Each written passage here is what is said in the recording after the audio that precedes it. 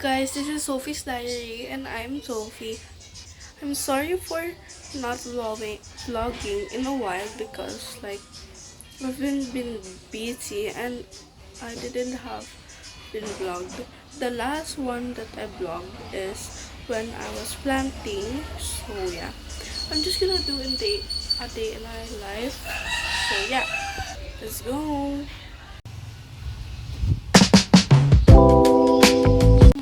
Kakain na lang ako ng bread pan.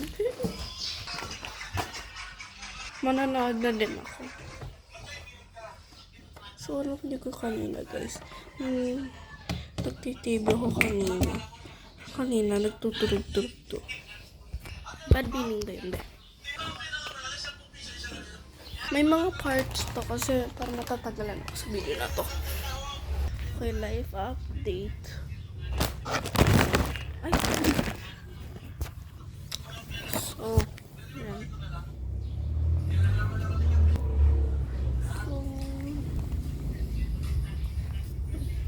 Okay, isasabi ko sa inyo kung bakit ako hindi nagwa-vlog. Kasi dahil napapatamad ako sa pag-edit at pag-vlog.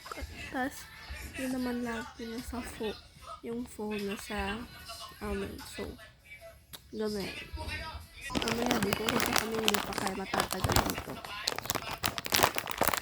Hindi ko mabuksan mga beef. Okay, nago. Not yun na lang, na-miss ko kayo. Kung gusto, okay, nabuksan ko na siya dahil binunting ko. Tapos nanonood tayo ng TV. Pero, kung gusto nyo din ako i-follow sa TikTok, may TikTok account din ako. Lalagay ko sa screen ko dito. Yan. Kung gusto nyo i-follow yan, go lang. Kasi, para you can comment.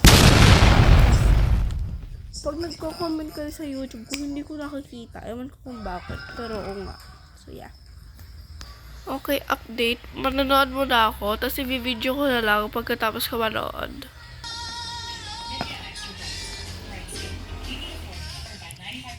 First bite sa inyo.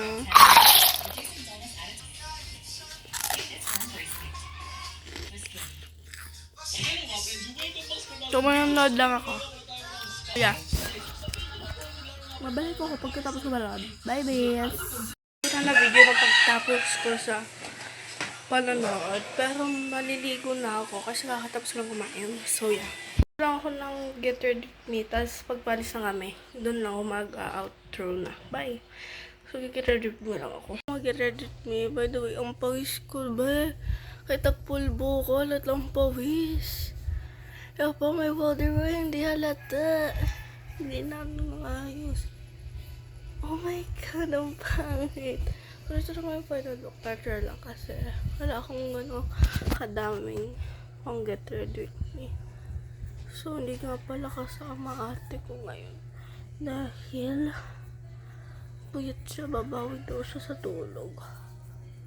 And sina mama at papa lang kasama ko. Like, kung saan ko yung pagkasama mga ate mo.